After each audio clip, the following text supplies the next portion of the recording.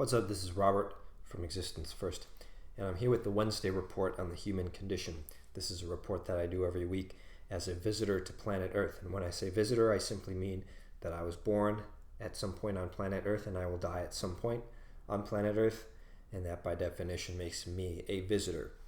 So what have I observed in the human species this week? Well, last week I think I talked about being too emotional. I think humans, at least what I've seen this week, they've calmed down this week. However, there's two things I want to point out. Number one, human species versus coronavirus, both trying to survive, and their survival is kind of mutually exclusive. You can only have one. So who's winning this battle, this boxing match? Well, coronavirus started out with a huge bang. Coronavirus was victorious in round one of the boxing match, right? Humans were getting infected all over, people were dying. Then humans used their powerful brain and they've turned the tables. And I think that they're now winning.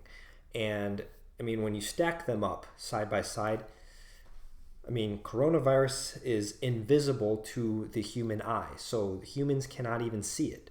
How are you supposed to fight something that you can't see? That's a good point.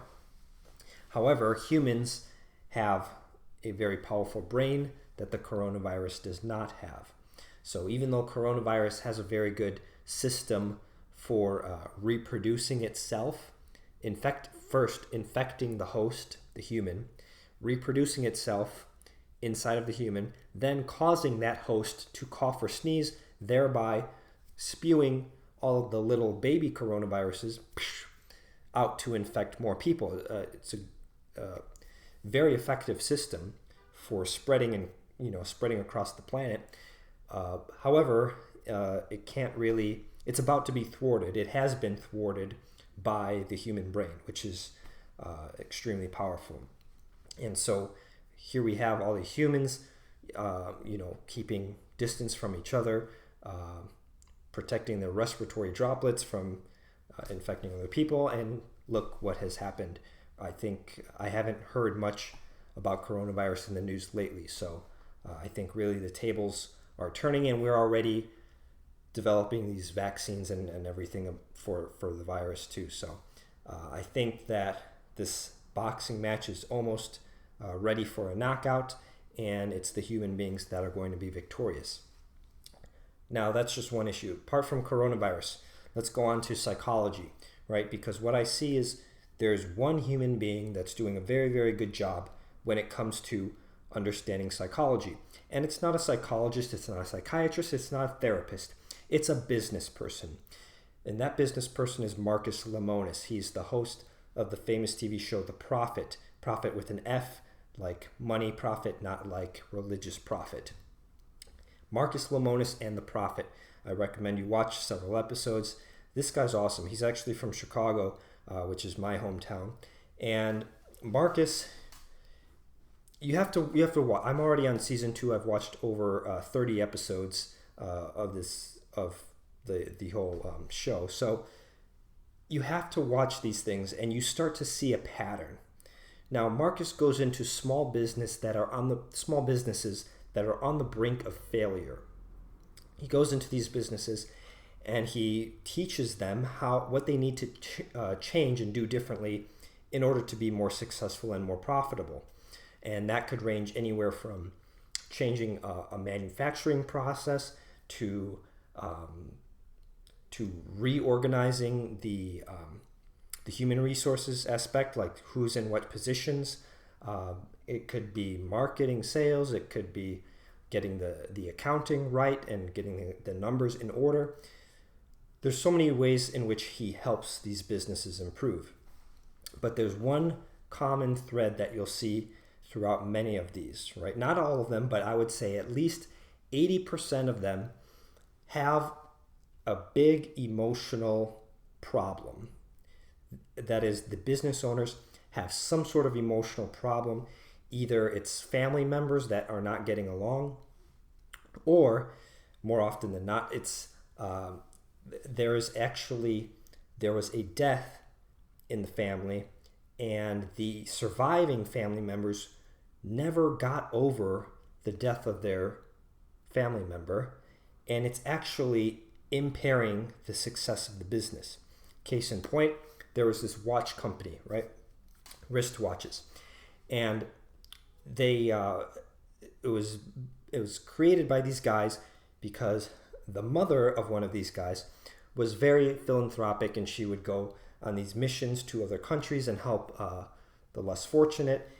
And so this group of friends, these guys, they created a watch company where they donated 10% of their earnings to a charity based on which style watch it was. Well, when they launched, they were extremely successful. It was a very simple watch, nothing fancy, but the marketing was great. They told the story well, and people wanted to support the charities, so they bought the watches. That company did over $1 million in revenue their first year, something ridiculous like that.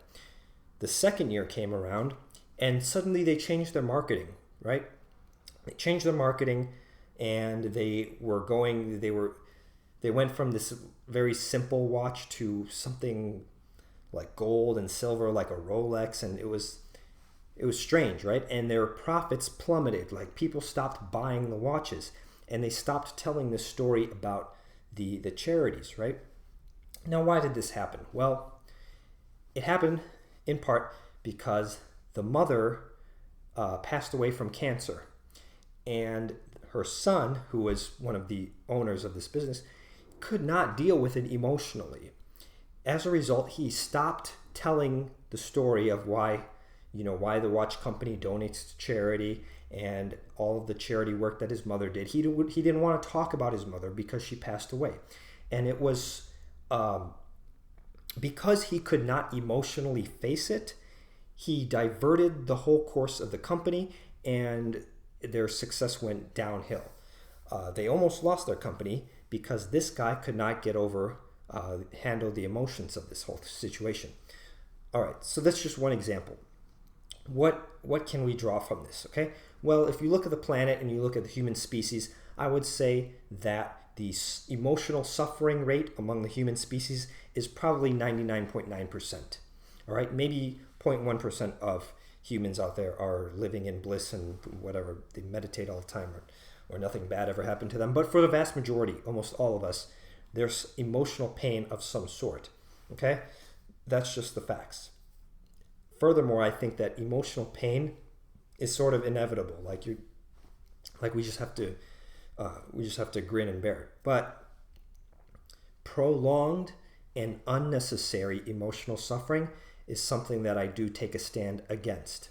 I believe that with the power of our mind, we can overcome that. If our brain can allow us to defeat some minuscule, invisible, microscopic coronavirus that can infect a host and spread itself, we can't even see it. If our brain is smart enough to know with science that this little virus thing exists and this is how it works and how it replicates, and here's the DNA or RNA strand of it, and blah blah blah, and here's the sequencing, come on, we cannot figure out our own selves emotionally. So when it comes to science, human beings, I would say, are getting an A+. When it comes to psychology, I would give human beings an F right now. I would say big fat F for human beings when it comes to managing their emotions. And you know why? It's because we have eyes that face outward, and we're all busy looking at other people and what other people are doing rather than looking inwards at ourselves and our own emotions and our own minds.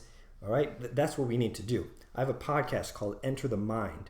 The reason that I do that podcast, and that's with my friend Kira, who's actually very bright when it comes to understanding the mind as well. The reason we do that podcast is so that people can actually enter their own mind and see what are the mechanisms and what are the gears. If you open up a watch, you're going to see all these gears turning and blah, blah, blah. There's machinery. It doesn't happen by magic. The watch hands do not rotate around the face of the clock just by magic. They rotate because there are gears underneath the surface that are turning. Same thing with the mind, but people don't seem to understand that. All right, that's enough for today. Think deeply and put your existence first.